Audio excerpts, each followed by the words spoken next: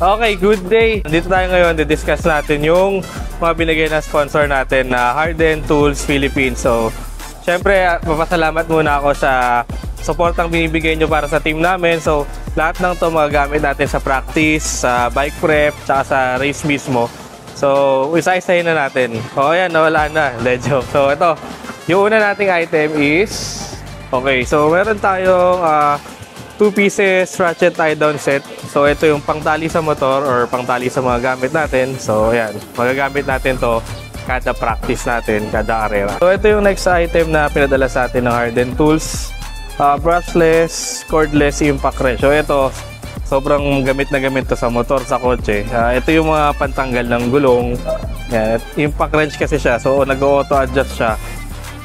So, ano yung laman ng package? Ito yung mga adapters natin.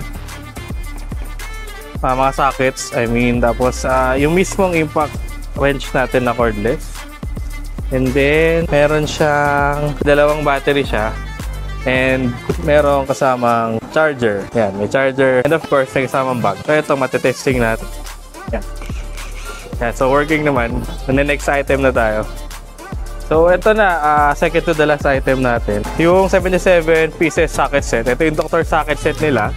So, ito, isa sa crucial na kailangan mong dalhin palagi kapag meron kang race or may practice.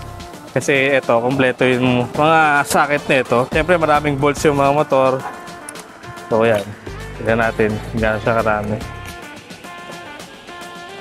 Ayan, o, diba? So, kompleto yung mga attachments niya. Meron tayong close and open wrench, Allen wrench, then mga adapters. So, ayan, kompleto. Yung mga all sizes yan, kompleto. Hanggang maliit, papuntang pinakamalaki. And Harden Tools, thank you so much. Ito yung maliit na ratchet, meron siya. Ito yung mga kailangan talaga natin during race. Hindi na tayo manghihiram kasi meron na tayong sariling tools.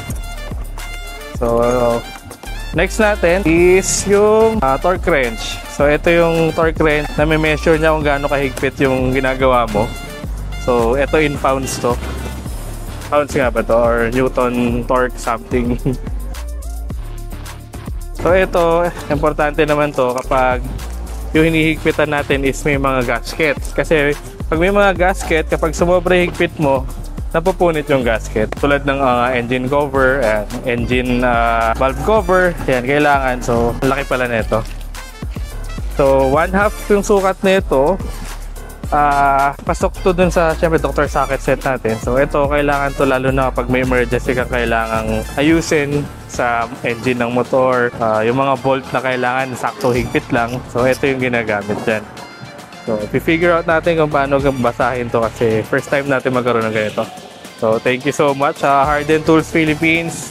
So, yung mga next video natin siguro yung actual na gamit na ito sa race, sa bike prep and everything. So, we'll keep you posted para sa reviews ng mga tools na to. So, thank you so much for watching. So, see you soon.